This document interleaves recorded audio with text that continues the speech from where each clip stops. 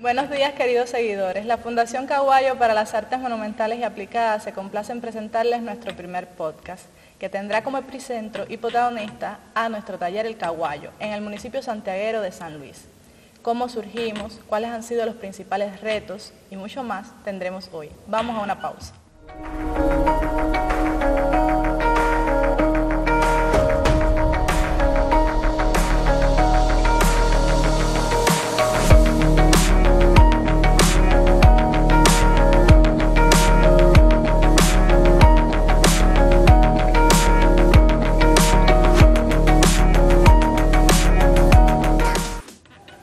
Bien, en el día de hoy nos acompaña el maestro Alberto Lescay Merencio, Premio Nacional de Artes Plásticas por la obra de toda la vida, fundador de la Fundación Caguayo para las Artes Monumentales y Aplicadas y a su vez fundador de este taller de San Luis. Tenemos también a Oneida Parelló, quien ejerce como actual gerente de nuestro taller de Caguayo y además fue una también de las fundadoras de nuestra institución. Además nos acompaña Virgilio Cabrera, maestro fundidor, jefe de brigada, y que trabaja precisamente en este taller. Y a su vez nos acompaña el artista de la plástica René Noa García, quien además se ha dedicado en los últimos tiempos a la escultura fundida en bronce y que a su vez tiene una labor importante dentro de este taller.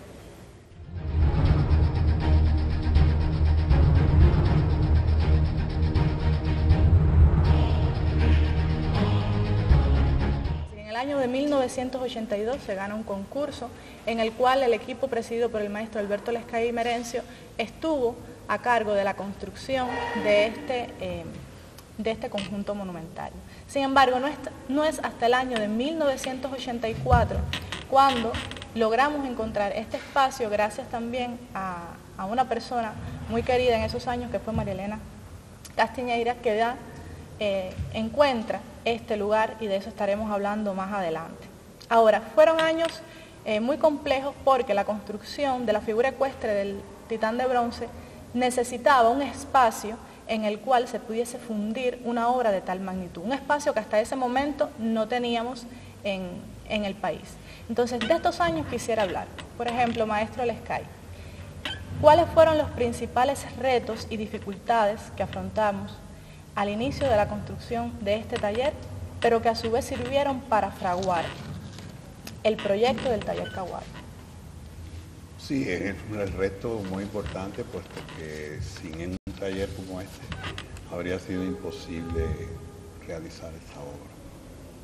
De modo que el haber ganado aquel concurso en el año 82 trajo consigo la necesidad de crear las condiciones, no solo de espacio, sino también de equipamiento, también de personal, que había que preparar personal también, adiestrarlo, para que me acompañaran en ese reto de hacer una obra de esa magnitud. María Elena Castiñeira, una gran amiga y que tenía responsabilidad en la cultura en Santiago de Cuba en esa época, mira, una vez se rompió un tren por aquí, ¿sabes que por aquí pasa el tren que viene de La Habana? Pasa cerca de San Luis. Se rompe el tren y ella tiene que, con sus maletas, venir a pie hasta alcanzar la autopista para seguir para Santiago y ver unas estructuras enormes y me llama inmediatamente porque yo ya llevaba más o menos 2 años buscando un lugar, tratando de convencer a las autoridades del gobierno de que era imprescindible un espacio como este para poder realizar esa escultura. Y ella, que me quería mucho y sentía mucho por esta obra en ciernes, pues me llamó, vine acá. Esto era solamente las estructuras, las columnas y las cerchas. No tenía techo, no tenía... Esto era un lugar donde pastaban los animales y no tenía un dueño que, que saliera a defender el espacio. Eso ayudó mucho porque lo que resultó es que esto había sido un intento de una inversión que luego se detuvo por razones que no conozco y quedó abandonado. O sea, que realmente fue una suerte haber contado con este espacio que significaba más o menos el 50% del costo si hubiera habido que empezar desde cero a construir una cosa de este tipo. De manera que eso ayudó muchísimo. El hecho también de que estuviera ubicado en una zona industrial, en esa época, y creo que lo sigue siendo, se concibe esta zona como una zona de desarrollo industrial de la provincia de Santiago de Cuba. Y esto también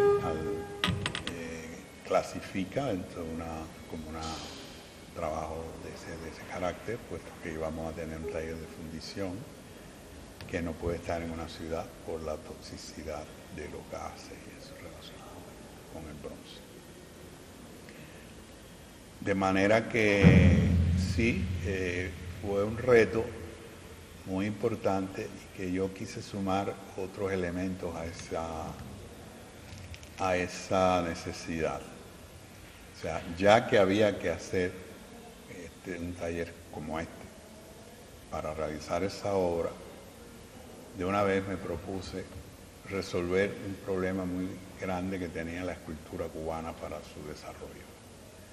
En eso me acompañó Rita Longa, nuestra querida escultora, colega, que siempre soñó y lo intentó crear un taller en Cuba. Por supuesto, ella lo intentaba en La Habana, para poder realizar y fundir obras monumentales en Cuba. No lo había logrado y vio aquí la oportunidad y entonces me acompañó de una forma decidida en este intento.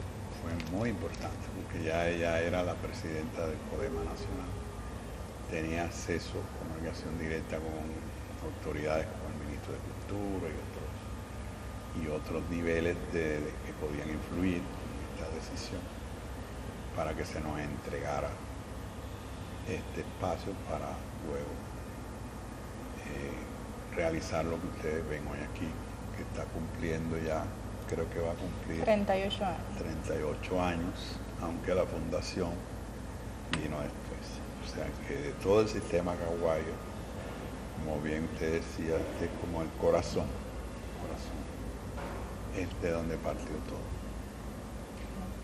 Maestro, inicialmente la idea fue este lugar para la construcción de la figura ecuestre de Antonio Maceo, pero supe a través de una entrevista realizada por Ernesto Triguero, el investigador tunero, que además se le ocurrió la idea de crear un taller también de cerámica. ¿Cómo Sí. fue este proceso y por qué la idea de la fundición del taller de la creación de la cerámica? Sí, primero fue una estrategia para proteger y crear quizás una tradición en esta zona de Santiago donde no se conocía que hubiera digamos, este oficio de la cerámica. Y queríamos también de paso influir un poco en ayudar a este municipio de personas muy buenas, muy nobles, que desde que llegamos acá se sumaron y se interesaron en incorporarse al proyecto. Eso por un lado. Por otro lado, la cerámica, como que yo siempre pensé, como dije antes, en que este taller debía proyectarse a futuro. De la fundición artística solamente no iba a poder subsistir, puesto que en primer lugar hay un elemento que yo siempre decía: la cerámica se rompe todos los días, el bronce es eterno, y no todos los días habría trabajo para la fundición. Entonces habría que fíjate cuántos asuntos resolvíamos ahí. Primero, ayudar al municipio con una nueva tradición que estábamos creando, y al mismo tiempo crear una fuente de ingreso que yo le llamaba en esa época flujo de caja, o sea, el dinero, porque siempre pensamos que esto debería asumirse de manera autofinanciada, o sea, que el taller fuera solvente una vez que termináramos el proceso del monumento a Maceo, que era el objetivo inmediato, pero que ya a mediano o largo plazo que el taller debía continuar. Y entonces con esta idea me parece que se equilibraba bastante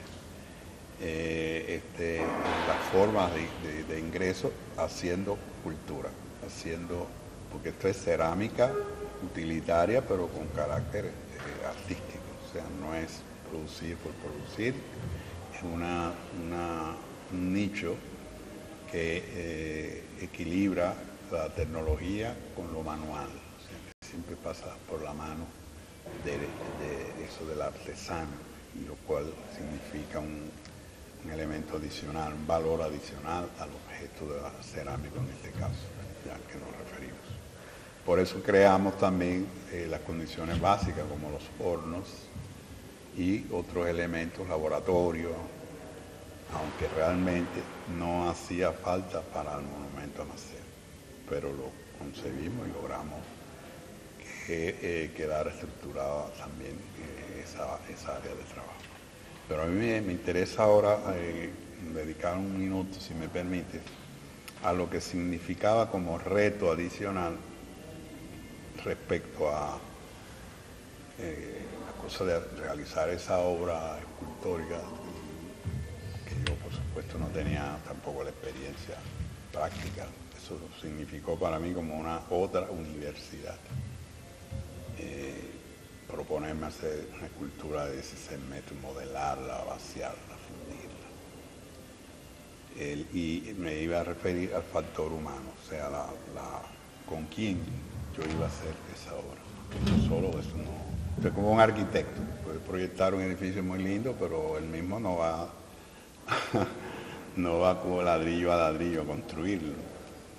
Necesita personas preparadas que lo acompañen para construirlo, y eso tampoco lo teníamos en Cuba. Por lo tanto, no solo era crear fundidores, que no teníamos en Cuba tampoco. Teníamos uno que fue mi profesor en la Escuela Nacional de Arte, pero la verdad es que él, creo que tenía razón, se me negó, me dijo que ya él era muy mayor, que él estaba enfermo y que no iba a poder acompañarme en esta historia.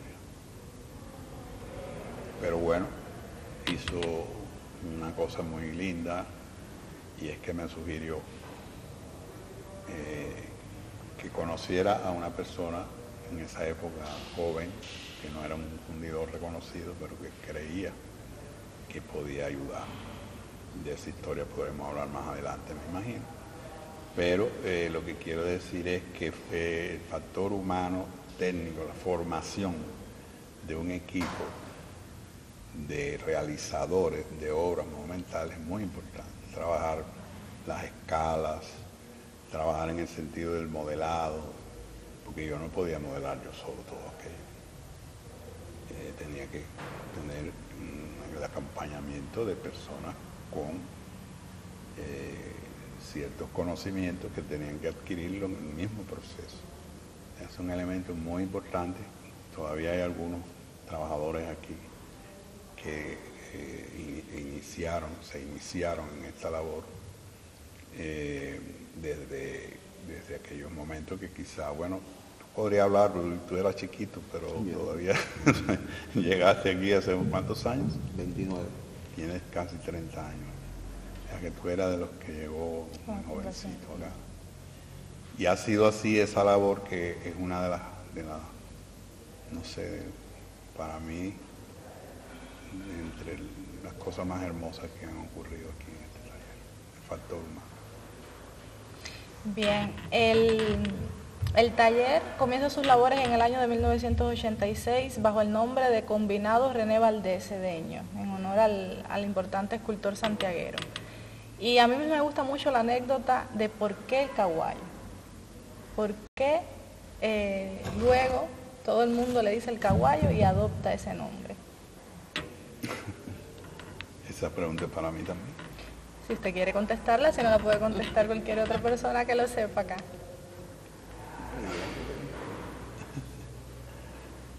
Porque sé que tiene que ver con Rita, por eso es que hago la pregunta. Bueno, sí, fue algo muy simpático.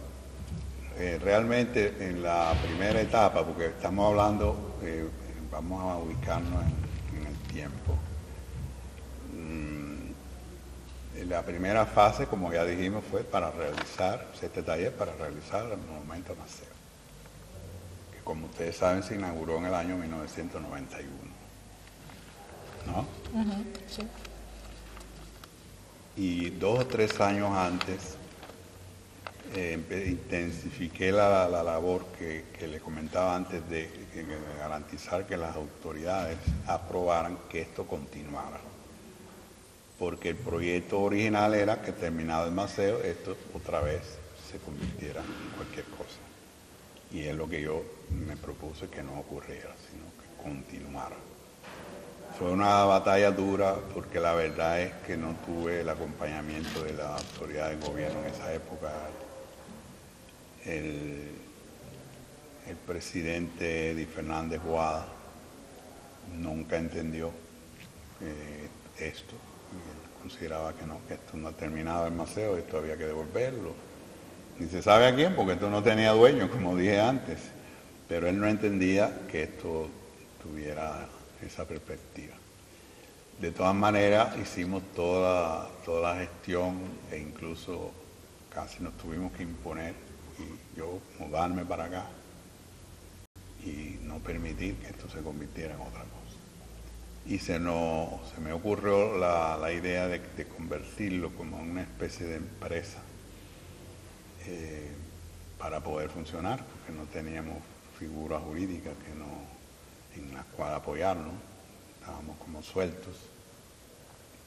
Y lo que hice fue armar un concepto de empresa, pero sin dinero.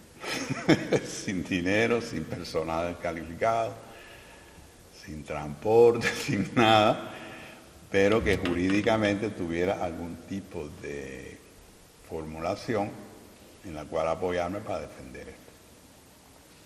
Y conseguí que un compañero que conocía de recursos humanos, el jefe de recursos humanos de la provincia de Cultura, me ayudara a armar una cosa ahí. Y entonces digo, bueno, vamos a ponerle el nombre de René Valdés Cedeño, porque René Valdés yo considero que es como una especie de mártir de la escultura monumental en Cuba. René Valdés Cedeño es el autor del monumento a Abel Santa María, de la fuente que vemos ahí frente al Moncada, y que el proyecto partió de haber ganado él un concurso nacional para esa obra, acompañado por el arquitecto, porque es un proyecto que consiguió un arquitecto y luego se convocó a un grupo de escultores del país para que participaran en el tratamiento escultórico del cubo que ustedes ven ahí, que tratando la temática de Santa María, bueno, incluido ahí Martí, toda la historia del Moncada. René Valdés gana ese concurso y estuvo, me puedo equivocar, pero no menos de 8 o 10 años y no lograba terminar esa obra. La técnica que él escogió y se le aprobó fue ese cubo, como ustedes lo ven, es en mármol. Un mármol gris que se trajo de la Isla de la Juventud. Pero ese mármol había que traerlo en bloque de la isla, llevarlo a Santa Rita, por aquí por Bayamo, a cortarlo en unas medidas exactas, para luego traerlos acá y él poder empezar a tallarlo, y no tenía nadie ni siquiera que lo ayudara, eran sus alumnos de la escuela, y ya él era una persona mayor y enferma. Entonces yo, mientras ocurría todo eso, yo estaba estudiando en La Habana, después me fui para la Unión Soviética, venía de vacaciones y siempre lo pasaba por ahí, lo veía sufriendo en ese proceso. Por fin se murió y no logró ver su obra terminada. Luego hubo que buscar un escarpelino, un italiano que vivía en La Habana para que terminara la obra y luego se inauguró. Entonces yo me quedé muy impresionado porque yo conocí a René Valdés, además de un gran escultor, un intelectual, fundador de la UNIAC en Santiago de Cuba, fue maestro mío, estudié en la escuela. Y yo decía que ese hombre no podía quedar olvidado porque era un héroe de la cultura. Y por eso el primer nombre que se me ocurrió fue poner el nombre René Valdés al taller. Luego, cuando se pasaron los años, eso fue una batalla que si les cuento aquí van a llorar ustedes, ¿no? De los años eso, que no teníamos nada. Empezamos con la reserva, una reserva de combustible, que yo mismo había hecho un poco secretamente. Ese tanque que ustedes ven ahí, que tiene como más de 30.000 litros de petróleo, yo lo tenía lleno, el petróleo que ahorrábamos del maceo, acumulando para la etapa del destete, como decía yo. Como efectivamente para esa etapa el gobierno, que déjame decirle lo siguiente, para esa etapa, cuando presento el proyecto de la pequeña empresa, como les decía, el gobierno me propuso de Santiago, con Eddie Fernández Guada, el presidente, que sí, pero que tendría que entregar el 97% de lo que yo pudiera recaudar, sin darme nada. Ni petróleo, ni transporte, ni comida para los trabajadores, ni nada. Está bien, pero tendría que entregarnos de cada peso que produjera, después de sacar el costo, 97 centavos. Yo le dije, eso fue el financista del gobierno enviado por Eddie Fernández. Es una de las pocas personas, yo creo, quizás la única persona de la cual yo hablo mal. Sí, porque fue un ejemplo muy negativo para todo este proyecto.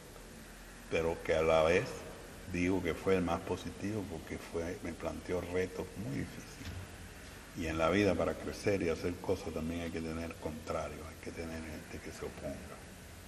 Y en este caso él fue un oponente muy duro porque era el presidente del gobierno. Miren lo que me está planteando. Está bien, ¿quieres hacer eso? Porque él lo que lo quería era cerrar, como dije antes. Y yo, discúlpeme el término, me quedé así, le digo, mire, usted es financista, usted sabe que lo que usted me está diciendo, yo soy artista. Como que el 97%, si usted no me puede dar esto, ni lo otro, además con 3 centavos de utilidad yo puedo resolver. ¿Qué voy a hacer yo? Usted sabe bien que eso es un absurdo, que eso no tiene sentido. Me dice de una forma así, por eso es que se lo estamos planteando. Porque ya tenemos aquí el candado para cerrar eso, así de una forma. Y modestia aparte, a mí no se me puede humillar, no se me puede humillar. Me sentí humillado. Le dije, déme acá el papel ese, yo acepto. Y en este sentido yo digo que lo oí, porque lo saqué y se quedó perplejo, pero como este hombre va a firmar un papel que yo le estoy diciendo que el compromiso es, yo digo, no, yo acepto el reto. Primer papel, le dejé su foto y vine para acá. Esa es la verdad. Forma parte de la historia de este taller y de la Fundación Caguán. porque si en ese momento yo no hubiera tomado esa decisión, ya esto no existiría. Por lo tanto, nada de fundación, nada de lo que tenemos ahora. A mí me gusta hablar de eso, no es que lo disfrute, lo sufro, pero digo que es útil porque la burocracia es muy peligrosa cuando está en manos de personas incultas, de personas sin visión, personas, y eso es muy peligroso en cualquier momento y en cualquier situación donde uno quiera hacer algo. O sea, siempre pues estamos amenazados de ese tipo de personas, de identidad y con mucho poder, como era en ese caso. Entonces, ¿qué pasó? Que bueno, y con la reserva que habíamos hecho de bronce, como dije, de combustible, etcétera, empezamos a luchar hasta que se empezaron a terminar esas reservas. Y en esa etapa en que estábamos muy mal ya, agonizando prácticamente, nos hace una visita Raúl Castro. Porque él me había pedido, desde que estábamos en el Maceo, cuando pueda, que tengas una fundición y pueda fundirme este busto de Mariana Grajales, que yo vi en tu taller, que me gustó mucho, para ponerlo en el Museo de las Fuerzas Armadas. Y cuando pudimos fundirlo, después que salimos del Maceo y todo eso, le mandé un recado y vino personalmente a buscarlo. Pero vino justamente en el momento en que el taller estaba ya en ruina total.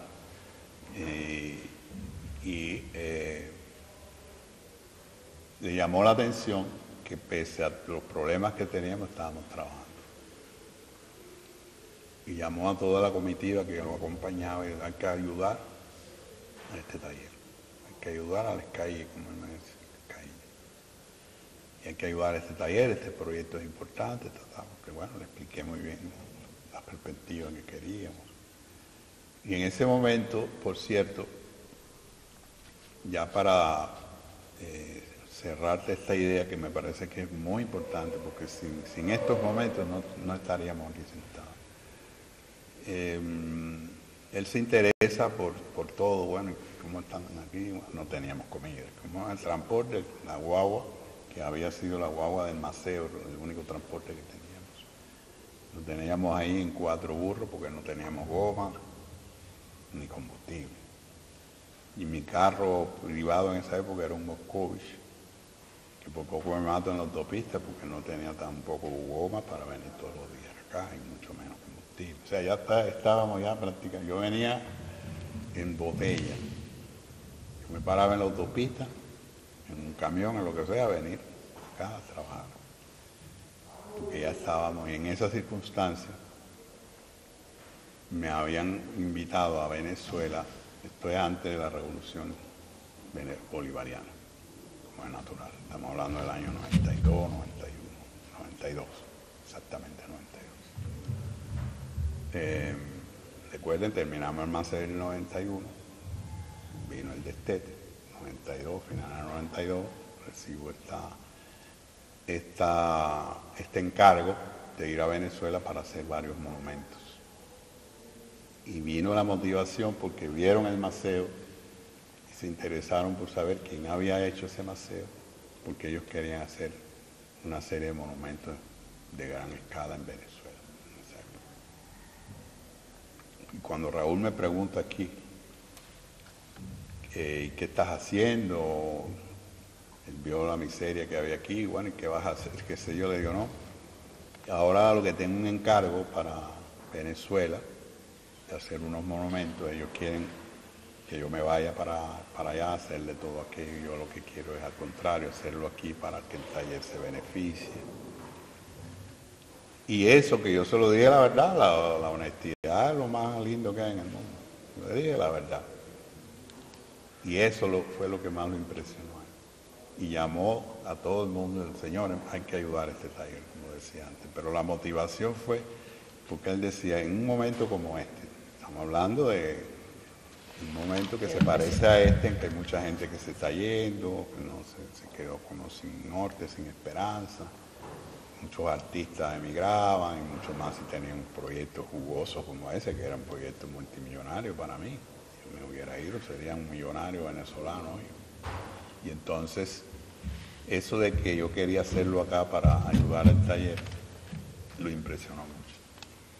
Y entonces dio orientación de que se nos ayudara. Y estuvimos después de esa hasta la fundación, viviendo de combustible, de asistencia técnica para los equipos. Se nos repararon todo el transporte por la FARC. Íbamos todos los días a buscar los bonos de gasolina en la FARC. La Fuerza Armada nos suministró el combustible. Todo eso que no nos daba el gobierno ni nadie, nos dio la FARC. Eso fueron como 3 años, 2 años. Entonces, efectivamente, cuando terminé el monumento, que lo hicimos aquí, por ahí están las fotos, el espíritu guerrero venezolano, que se inauguró en el año 96, ya ven, del 92 hasta el 96. Trajimos dinero, trajimos equipo, nos llevamos una brigada de trabajadores para Venezuela, se la pasaron muy bien, vinieron con maletas de cosas, y el equipamiento fundamental tecnológico del taller, que todavía hoy está, pues lo trajimos de allá, de ese modo, y con un camión que compré, un camión Mitsubishi, que todavía sigue siendo el transporte más importante de este taller, que lo compré de agencia, pues yo no tenía tampoco cuenta, o sea, el taller no tenía, como no tenía figura jurídica, no tenía cuenta bancaria, yo no sabía cómo pagarle al taller la parte que le correspondía. A los trabajadores que me llevé, sí, yo le pagaba ya mismo, pero acá el taller como tal no había, porque el taller no tenía categoría jurídica ninguna, como para ni cuenta bancaria. Y lo que hice fue pagar en bienes. Y luego, como me ayudó el ministro de Cultura, Jara, que yo le planteé el problema, mire, tengo este problema, tengo un dinero que era importante para pagarle al taller y no tengo cómo. Quise yo que el Ministerio de Cultura nos creara una cuenta especial. Y el ministro de Cultura, lo digo con un orgullo tremendo, orgullo sano, me dijo, mira, si te creamos una cuenta en el ministerio, tú no vas a poder hacer lo que tú quieres para el taller.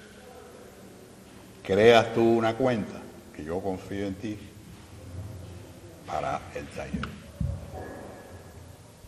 Y así lo hice. Porque en esa época ya los privados podíamos abrir cuenta en dólares. Entonces yo tenía ya mi cuenta en dólares, yo traje mi dinero, lo pude poner en una cuenta. Pero el del taller, entonces para el del taller creé otra cuenta. Y ahí estaba el dinero, traje una contadora que me ayudó a llevar todo eso. Entonces compramos aquí y muchos seguimos ayudando al taller con ese dinero. Y eso fue lo que levantó en esa etapa. Tú no fuiste a Venezuela, no, yo tú eras chiquito. Yo entré en ese mismo año. Entraste en ese. 95. ¿Te acuerdas que trajimos todas las cosas? Sí, estaba ya cuando el proceso del monumento del vaciado y entré ya terminando el modelado del monumento de Venezuela porque yo entré. Efectivamente. De manera que esa historia es muy linda, muy importante, porque además ese tiempo sirvió para que maduraran un grupo de cosas y dio tiempo a que surgiera la idea de la fundación. Y voy a hacer una pausa, me imagino, porque sin esa historia resumida que acabo de hacer no existiría la fundación, porque fue, digamos, la etapa de sostener lo que nos dejó la plaza hasta que llegó la idea maravillosa de la fundación, apoyada por el ministro de Cultura, Armando Cardava, inmediatamente. Muy bien, maestro. Entonces vamos a ir precisando. Ya se inaugura el conjunto monumental a la Plaza de la Revolución Antonio Maceo Grajales en el año de 1991. Hablamos de este periodo que usted llama de destete, que es hasta el año 95, cuando ya se crea la Fundación Caguayo para las Artes Monumentales y Aplicadas. Yo quisiera hablar en este momento, y por eso tengo aquí a Oneida, que sé que comenzó a trabajar en el año de 1992. Virgilio ya entra en el 95, creada la fundación. Y sé que el trabajo en el taller ha tenido un impacto muy importante, sobre todo para la creación de una cultura visual y monumentaria en Cuba, en parte del Caribe y en otros países también ha tenido su impronta. De modo tal que tenemos ejemplos como el que el maestro acaba de hablar, del espíritu guerrero venezolano, pero también tenemos otros ejemplos como la fundición aquí mismo donde nos encontramos del Árbol de la Paz, Onem Mawón, que fue un encargo para Martinica en el año 97, que aunque fue un proyecto de un artista martiniqueño, se fundió aquí en nuestro taller y se emplazó precisamente en Martinica. Tenemos también el proyecto Vuelo de Bronce, que es un proyecto entre Santiago de Cuba y Berlín, que tiene por demás 20 años de trayectoria y que también ha tenido como eje central en la parte cubana nuestro taller. Y por supuesto otros proyectos internacionales desarrollados por artistas de Cuba en este taller, de Cuba y extranjeros en este taller. Ahora mi pregunta va enfocada a cómo se enfrentó incluso desde un poco antes de la creación de la Fundación Caguayo para las Artes Monumentales y Aplicadas, cómo se enfrentó el taller a los retos, al trabajo de la fundición artística para el espacio internacional, cómo se asumió, cómo era el trabajo y cómo está haciendo ese mismo trabajo con ese enfoque internacional en la actualidad. ¿Qué recuerdan de esa época, Oneida, y hasta ahora? Bueno, mira, de esa época yo pienso que ya el maestro explicó parte de esta historia. Decirte de que los trabajadores que hoy tenemos en la fundición empezaron también en cerámica. Ellos primero tocaron el barro, eran personas que en su mayoría nunca habían trabajado. Trabajaron por primera vez aquí en el taller. Empezaron por cerámica, pero siempre les gustó mucho la fundición. Un ejemplo es con Virgilio, es La Rosa, es Cisnero, que es la mayor fuerza que tenemos en la fundición. Los retos, te puedes imaginar, nunca habían trabajado, nunca esto, pero sí existía la voluntad de querer hacer, de querer aprender, tal vez y por las circunstancias en que nacimos y así siempre se impregnó en cada uno de nosotros el deseo de ese sentido de pertenencia. Ese sentido de pertenencia por cada lugarcito de este taller. Los momentos, el inicio fue un poco duro, pero bueno, lo soportamos y los muchachos en la medida que se fue necesitando para la fundición, fuimos pasando de la cerámica a la fundición y se fueron formando con otras personas que trabajaban aquí, que ya tenían experiencia en la realización de escultura. Ellos pusieron todo de sí y en estos momentos son los que llevan toda la fundición. ¿Sí? Han hecho obras como estuvieron en el Cimarrón, estuvieron en esta misma en el Martí Antiimperialista y así en prácticamente todas las obras que se han realizado aquí en el taller. Yo pienso que es importante que esto se mantenga. Ya la fuerza está un poco que envejeciendo, ya estos primeros muchachos, ya ves Virgilio que empezó en el 95, ya tiene 29 años, La Rosa tiene 32 igual que yo, empezamos en el mismo momento, pero ya estamos también tratando de formar muchachos más jóvenes, porque es la continuidad, tenemos que continuar y con el mismo sentido de pertenencia, con el mismo deseo de crear, de hacer. Mira un ejemplo, Noa pudiera como artista que ha trabajado con nosotros decirte algo de las características humanas y del conocimiento del equipo de fundidores. ¿Quieres hablar de esta parte de Noa? Sí. Para mí estar aquí es algo muy importante En mi etapa de estudiante yo me gradué por cerámica y comencé a trabajar aquí, a hacer mis cosas con Oneida, que siempre ha tenido esa actitud de ayudar, de apoyar. Y bueno, el maestro está explicando que todo surge por la parte de la fundición, se crea también la parte de cerámica y pienso que Virgilio, muchos de los trabajadores comenzaron por cerámica y yo comienzo haciendo cerámica aquí. Era el convenio que existía de dejar algunas piezas o pagar una cuota y quemar y poder hacer las cosas. Y eso me ayudó mucho porque a veces no tenía las condiciones para hacerlo y el taller prestaba ese servicio. Y siempre el colectivo, muy unido con esa intención de ayudar, de apoyar. Y que vengo de una academia, tengo profesores, pero aquí, a pesar de que muchos no eran graduados, pero ya eran maestros, porque el trabajo diario, ese oficio, lo fue formando y habían soluciones que ya ellos me daban, que en la escuela yo no la tenía, pero ellos sí, porque era la práctica. Y eso me ayudó mucho. Estaba la parte de la fundición, que en ese momento yo hacía algunas cosas en cera, pero no fundía. En la escuela hice algo muy escaso y luego empiezo a fundir, a hacer algunas cosas fundamentalmente aquí. Pienso que la parte esa más importante de la fundición, como la labor artística que he hecho, surge aquí, en este taller, que es donde hago una pieza que participa en el primer salón, en el segundo salón también.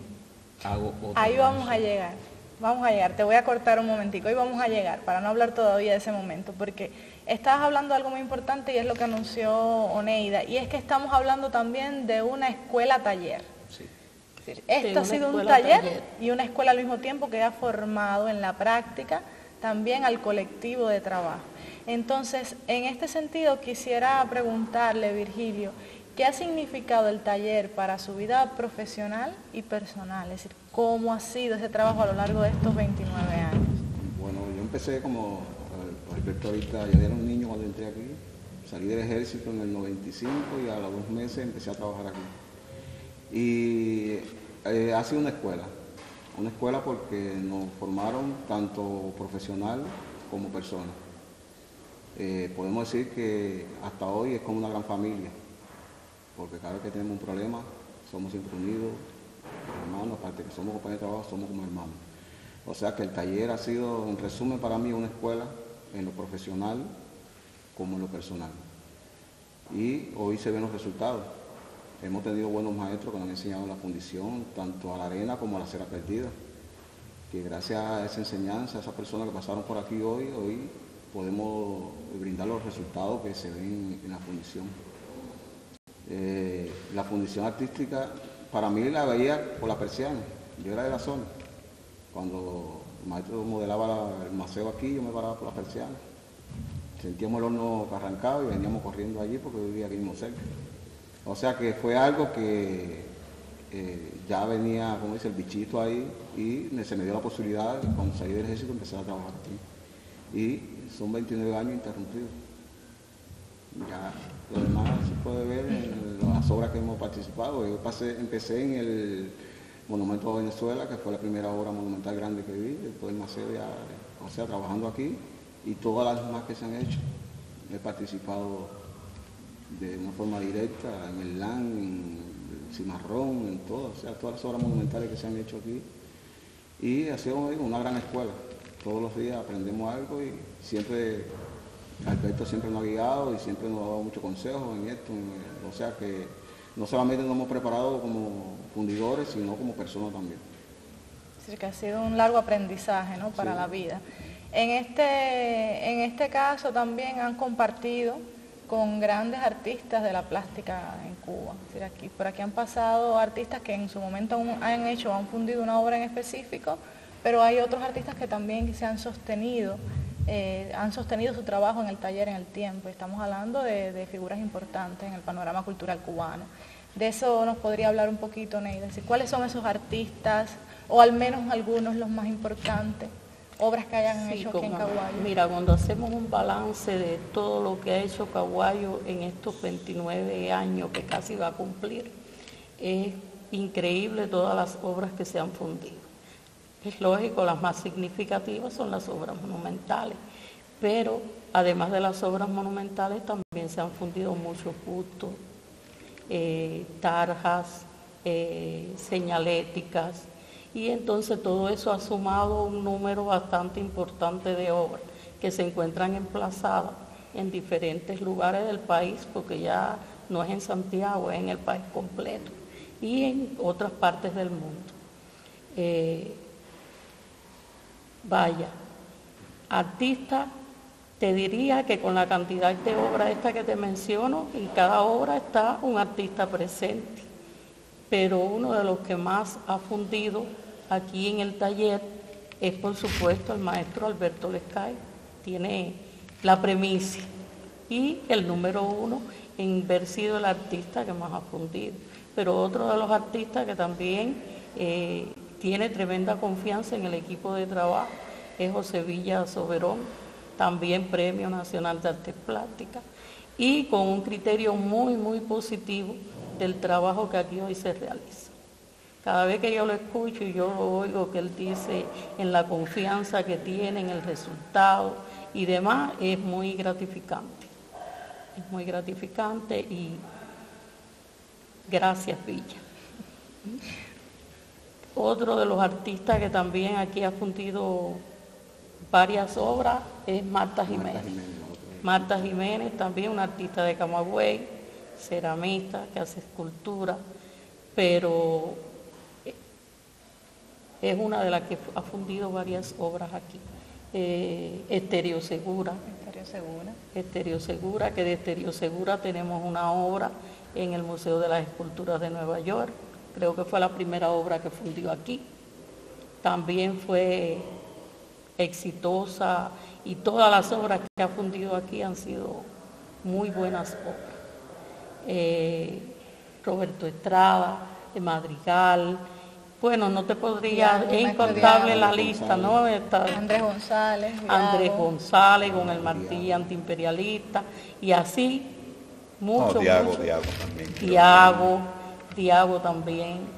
Diago con sus obras. Bueno, él lamenta que estemos tan lejos de La Habana, porque si estuviéramos cerca, él no fundiría con más ningún taller, pero bueno, a pesar de lo lejos que estamos, él no deja de encargarnos obras, la más importante que va a mostrar en galería. Y así, es increíble el número de artistas y de personas de la cultura y demás. Sí, es importante. Que han estado junto con nosotros en este bregado. Exacto. Es importante, Neida, porque a veces el público, el transeúnte en general, ve la obra, la relaciona al artista, porque cada artista tiene su sello, su identidad, pero a veces no sabe el trabajo que hay detrás a la hora de fundir. Como hablábamos hace un rato, ¿no? Esta es la segunda parte de la obra de arte, es el trabajo en el taller. Y a veces tampoco sabes de dónde se fundió, dónde se creó esa pieza. Y eso a veces es bueno hablar de estos temas. Al día de hoy, ¿cuáles son los servicios que brindamos aquí en el taller del Caguayo? Antes de seguir, yo quisiera... ¿Puedo? Sí, adelante. Yo quisiera hablar, antes de pasar a otros temas, de los dos grandes maestros de este proyecto respecto a la fundición. Son Ramón La Paz López y Marco Frier.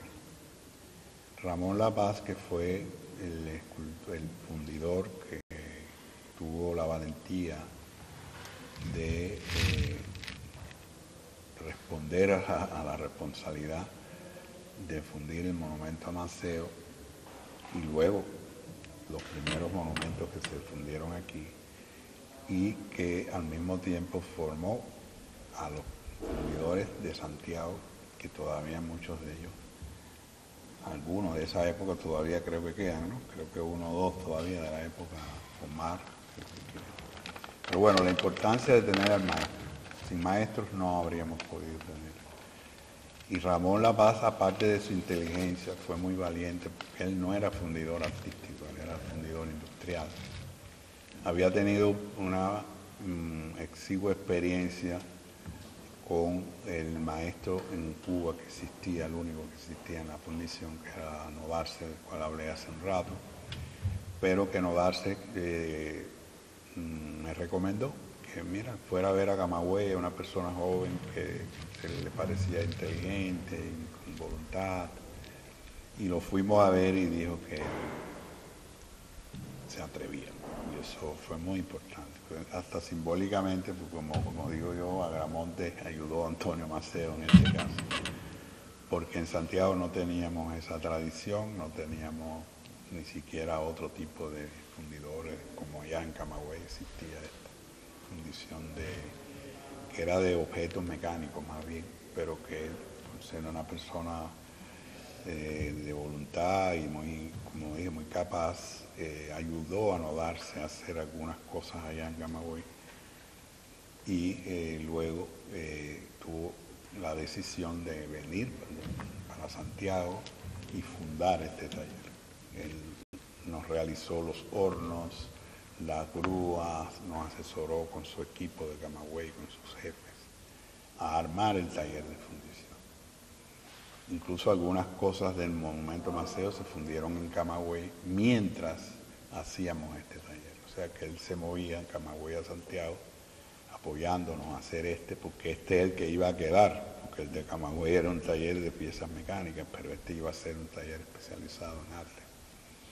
Y ya desde el punto de vista de otras técnicas, como la cera perdida, etc., Marco Flieger, un alemán que conocimos aquí en Santiago y que al ver la obra en bronce en Santiago de Cuba, vio algunos de nuestros monumentos, se motivó por conocer el autor y además se ofreció para que cuando yo estuviera por Europa, que podía visitar su taller. Resultó ser un segundo maestro importante de este taller. Y surge a partir de ese apoyo, que además técnico también introdujo de una manera clara las técnicas de la cera perdida y la cascarilla, que no la teníamos ni la cera perdida.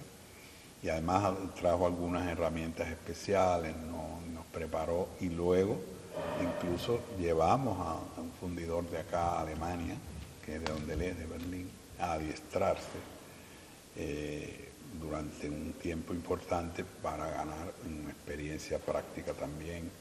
Y fue por eso los maestros siempre hay que recordarlo y hay que ponerlo ahí en su lugar.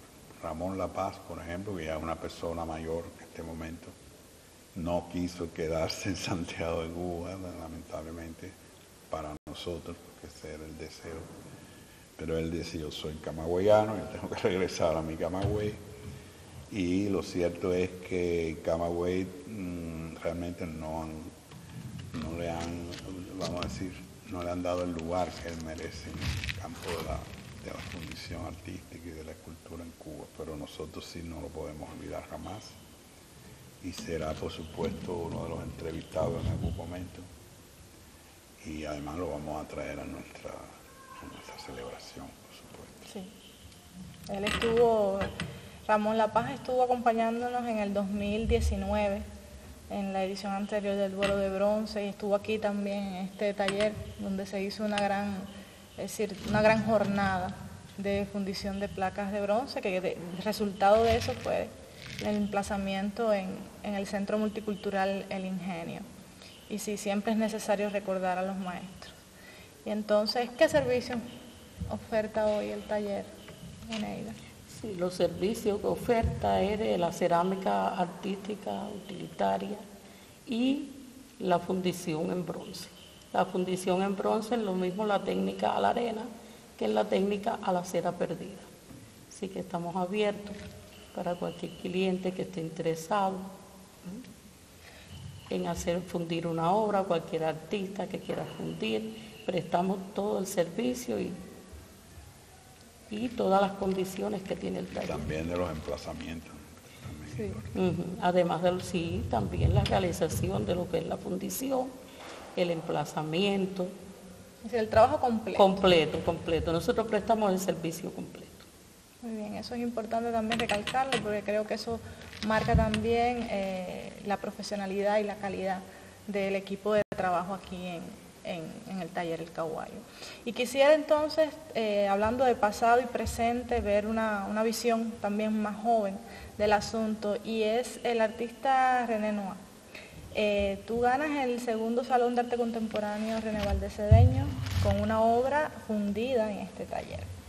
Entonces, enfocado a eso, quisiera que me dijeras qué ha significado ese trabajo tuyo aquí en el taller Caguayo para el desarrollo de tu obra profesional. La experiencia muy relevante, porque ya te digo, en la escuela me gradué por cerámica y pienso que el proceso de fundición está aquí, con esos maestros especialistas, porque siempre cuando se muestra una obra se ve un resultado final, que el artista tiene ese protagonismo, pero pienso también que es importante hablar de ese equipo que está detrás del artista para llegar a ese resultado, porque simplemente no es modelar en cera y ya salió la pieza. Hay un proceso técnico de un personal capacitado para todo lo que lleva a conformar esa pieza, que tragaderos, viento, copa, molde de cerar, fundir. Y el equipo de fundición súper preparado. Y eso me formó mucho, porque habían algunas cosas que sí tenía noción y yo lo hacía a mi manera, pero cada maestro tiene su libro. Y es el intercambio ese también de que los artistas vienen aquí y surge ese diálogo con los técnicos, los especialistas, y eso te nutre mucho. Es decir, esto es otra escuela que a la vez ya los artistas llegan aquí, pero se van con otra visión. Y pienso que eso es bueno también siempre recalcarlo, que ese equipo es fundamental. Si no, el resultado no quedará. Hago una obra para el segundo salón, En Busca de Arturo, que fue la ganadora del Gran Premio, que para mí, más que el reconocimiento ese de un diploma del Gran Premio, fue que el maestro Alberto, un escultor, me lo dijo un día antes. Ya cuando él mismo me llama y me dice, no, te dieron la noticia, y cuando él le digo, no, maestro, yo estaba trabajando en mi casa, eso fue por la noche, y me dice, bueno, te lo voy a dar yo personalmente, eres el ganador del Gran Premio. Ya el otro día cuando se hace la inauguración, que lo dicen, ya yo lo sabía, yo me quedo callado. Pero lo que más me emociona también es que él, como escultor, un maestro ya consagrado, especialista en la fundición y lo que hace es el bronce, que me lo diga a mí, ese fue mi gran premio, que él reconociera esa labor que yo hice. Y que todo sale gracias al equipo de trabajo que él tiene aquí conformado en este taller, que siempre estuvo ahí conmigo a la par, pendiente. A veces los especialistas aquí estábamos más pendientes de mis piezas, de esa pieza, que yo. Sí, yo llevaba todo ese rigor, pero ellos siempre estaban pendientes. Mira, vamos a sacar este tragadero por este lado, porque yo lo traje, pero yo tengo mi noción. Pero ellos como especialistas me dijeron, no podemos fallar esta pieza. Y buscan soluciones para llegar a ese resultado final. Este taller... Bueno, y desde que ganas el Gran Premio del segundo salón hasta la realización de tu primera exposición personal, transcurrieron algunos meses y también tuvo protagonismo este taller en ese sentido. ¿Cuántas piezas llegaste a fundir aquí en nuestro taller? Aquí fundí varias piezas. Algunas ya la tenía hecha, vine, le dieron pátina. Y ya te digo, es que, no sé, me siento dichoso. Sí, porque seguir el legado ese de la fundición, fundir es caro, tener esa posibilidad, no todo el mundo la tiene. No todo el mundo la tiene, muchas personas ya consagradas, sí, ese es el camino que tomaron y siguen esa trayectoria, pero los jóvenes tratan de buscar otras soluciones, otra forma de hacer su arte.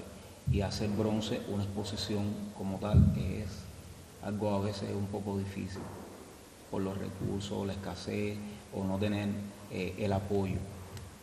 Y esto me ayuda mucho, me formó también por el sistema de trabajo, porque hay veces que cuando no tienes una guía, trabajas a lo loco, si se pudiera decir, porque hay cosas, pasos que haces que lo violas, y si no tienes a esos profesionales que te den soluciones y llegar a ese resultado final, hay muchas piezas que se fallan. Eso siempre va a suceder en el proceso de que se pueda perder una pieza, un proceso, porque nada es perfecto. Pero dentro de esas imperfecciones, aquí las soluciones se resuelven. Entonces eso es un agradecimiento extendido al equipo del taller. Sí, cómo no. También hay otros artistas santiagueros, yo creo que es importante mencionar aquí, como el caso de Julio Carmenate, que también ha fundido en este taller, y que vemos muchas de sus obras emplazadas en la ciudad y también en el extranjero, hechas aquí en este taller.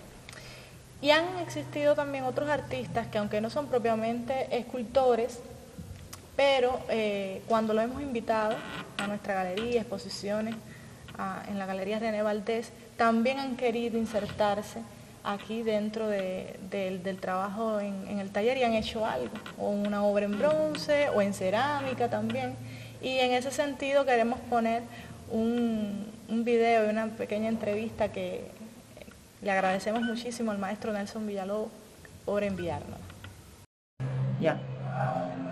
Bueno, la experiencia en el taller de Caguayo, de cerámica y de fundición, fue para mí como un milagro, porque me gusta mucho la escultura, y sentirme allí después de tantos años en un taller de fundición y de cerámica fue para mí un lujazo, fue un gustazo.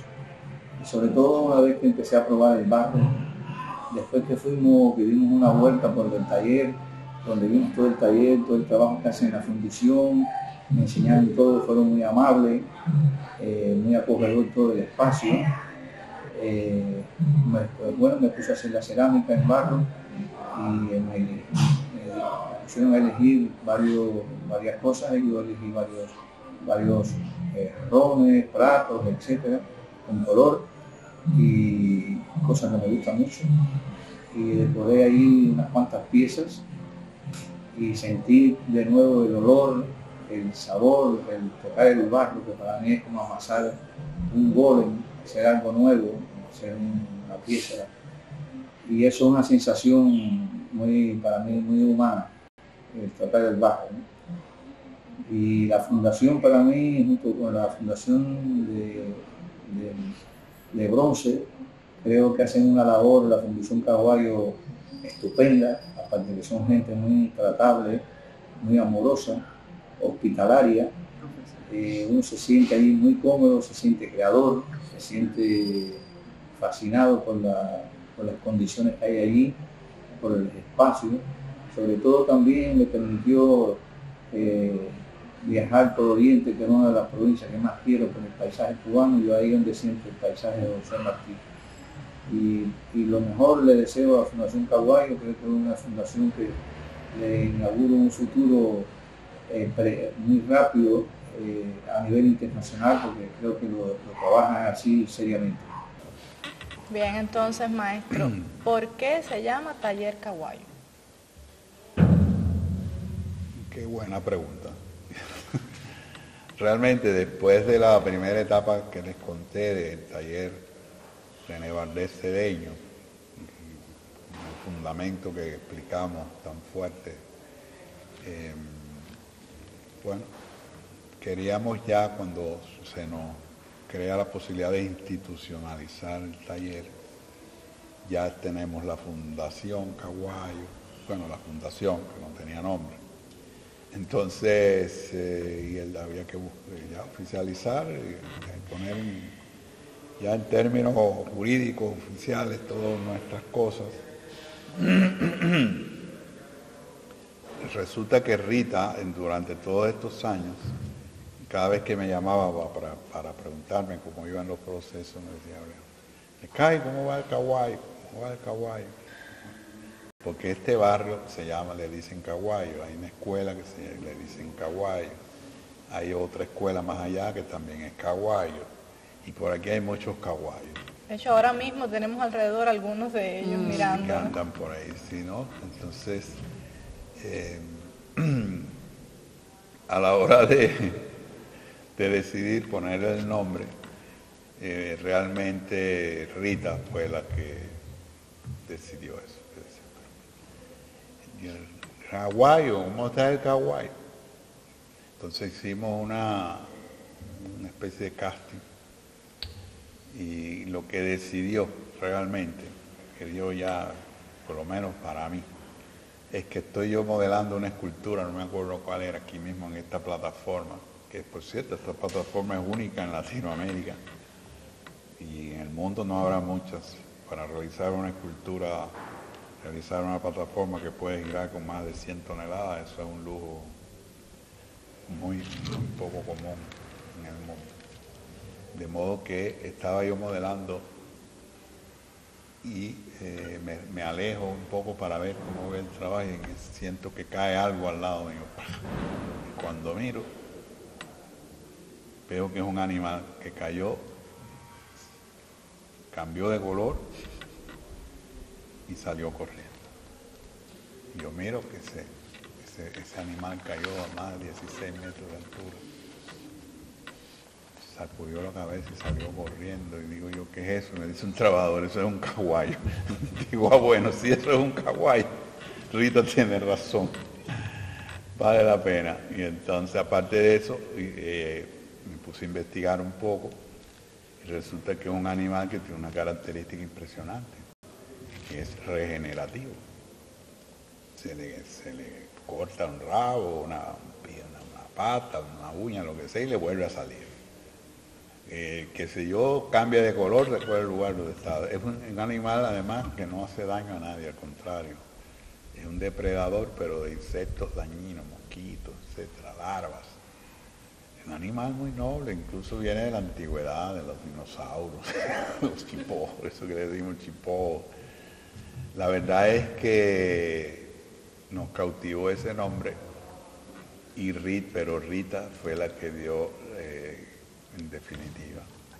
Aunque déjeme decirle, yo me quedé con eso de quitarle el nombre de René Valdés, y por eso nuestra galería, que es una galería insignia allá en Cuba, entonces le pusimos el nombre de René Valdés a nuestra galería. O sea, no podíamos de todas maneras dejar a René Valdés fuera de esta historia de Caguayo.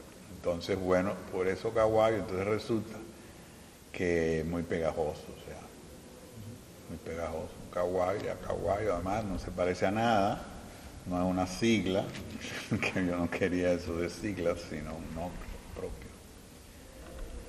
Yo recuerdo ahora que cuando el Sandy, aquí lloramos mucho, Oneida por poco infarta. Así mismo. Un día después del Sandy, inmediatamente que pude, arranqué para acá a ver cómo había quedado nuestro taller. Y aquello, de verdad que casi todo el techo, casi todas las paredes. Aquí donde estamos sentados, el agua nos daría por aquí. Todo esto se inundó, se echaron a perder todas las computadoras, una cantidad de equipos, motores, etc. De manera que Oneida estaba al borde del infarto. Y me acordé de esta situación de qué cosa es un caguayo. Oneida, no te preocupes, acuérdate que el caguayo es regenerativo. Nosotros vamos a hacer como los caguayos. Tú vas a ver que creo que le dije 3 meses o 4 meses o 6 meses, no me acuerdo cuántos días, allí parado. Vamos a echar a andar el taller. Y Oneida volvió a adquirir algún tipo de fuerza como para creer que eso podía ser posible gracias a la naturaleza del caguayo. Y seguimos siendo caguayo y es la filosofía de caguayo.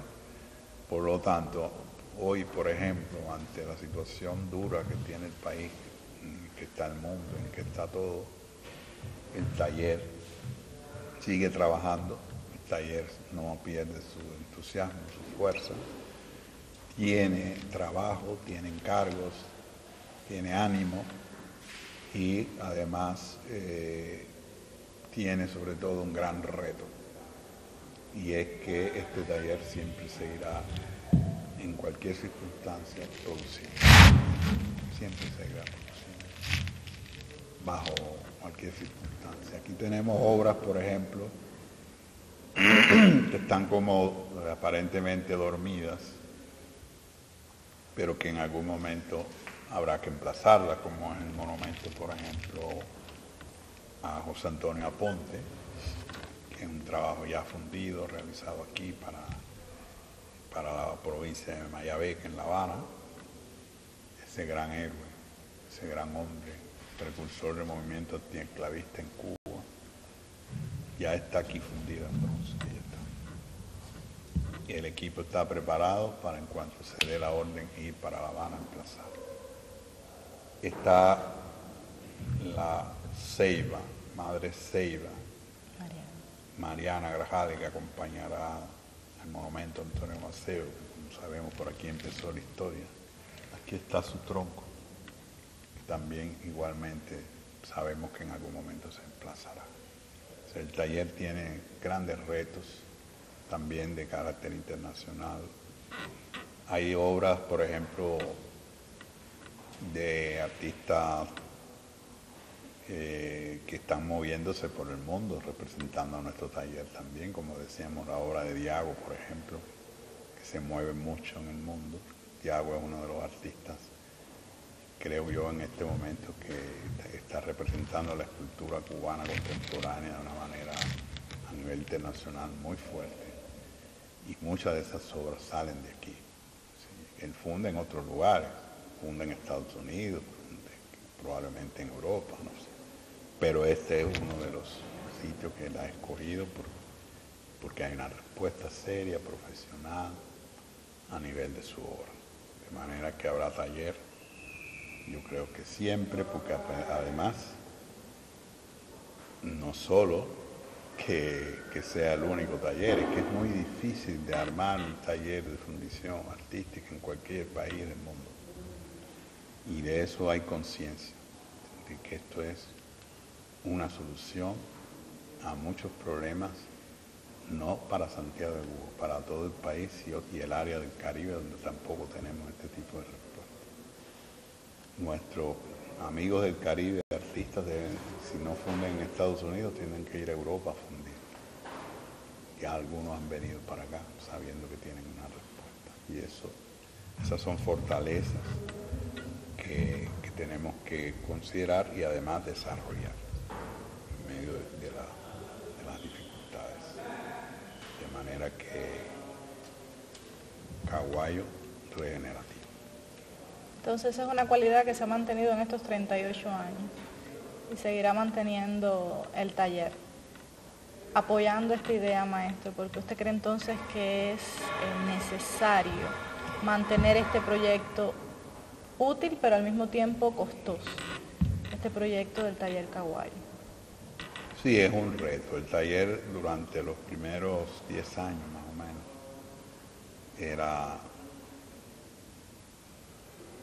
no podía producir para sostenerse, mucho menos para desarrollarse. O sea, tuvo que crear otras fuentes de ingreso de apoyo dentro del sistema Caguayo, y siempre como prioridad el taller, porque sabíamos que el taller, una vez que se desarrollara, iba a poder autofinanciarse e incluso producir economía para también apoyar al sistema Caguayo. Eso se ha ido logrando, el taller ha crecido y yo pienso que hay voluntad, hay deseo, hay trabajo, hay ganas, de manera que con mucho trabajo, pero sí, yo creo que podemos seguir adelante. ¿Qué tú crees, Oneida? Sí, cómo no. Lo más importante, la parte humana y la voluntad. Eso va a haber Caguayo por muchos años. ¿Y usted? No, como decía Oneida, la voluntad existe y el derecho, no sé, de pertenencia que existe sobre el taller debe perdurar, porque bueno, eso es lo que se ha inculcado en los jóvenes que vienen también, que sientan el taller como su casa, una familia. Ese derecho de pertenencia, pienso que es lo que ha dado todos estos resultados. Sí, hay una necesidad que se está cubriendo con todas las dificultades y todo. Están los artistas, están los escultores necesitados de este servicio y por lo tanto esa respuesta es fundamental. Se sientan los artistas seguros de que aquí las cosas quedan bien, que se les puede satisfacer sus necesidades, sus expectativas artísticas, que pueden venir aquí a acompañar al equipo y aprender también, como lo hacen muchos. De modo que el taller es, y lo vamos a seguir viendo dentro del sistema Caguayo, como el eje de nuestro sistema. Exacto. Entonces, si tienen alguna historia, alguna otra anécdota, algo más que apuntar sobre nuestro taller. Si no, ha sido muy fructífera este diálogo y hemos estado hablando precisamente de lo que se ha convertido en la génesis y evolución de un gran sueño que al mismo tiempo ha conformado el corazón del sistema Caguayo. Y yo creo que con eso nos quedamos, en que tendremos Caguayo para rato. Entonces los dejamos con un audio del maestro Villa Soberón, que también nos quiso colaborar para este podcast. A mí me parece que de las realidades que en las últimas décadas se han concretado con relación a la escultura fundamentalmente y a las artes plásticas en general, el taller de fundición de Caguayo es una de las realidades, de las propuestas que más ha podido impulsar y desarrollar las artes plásticas y la escultura en particular. Solamente pensar cómo era la realidad de la escultura antes de la existencia de Caguayo, hay un empobrecimiento enorme de posibilidades. Todas esas nuevas posibilidades nos las ha brindado esencialmente la Fundación Caguayo y en particular la fundición. Quiero además celebrar la calidad humana y sobre todo la calidad profesional de las personas que trabajan en la fundición. Creo que en buena medida, gracias a ello, una parte importante de mi obra se ha podido realizar con una calidad profesional y con una dignidad que no hubiera podido conseguir de no existir la colaboración de todos esos compañeros que realmente tengo la más alta consideración de su trabajo y de su calidad humana. Creo que la verdad me considero casi inapreciable el aporte de Caguayo al mundo de la escultura contemporánea cubana.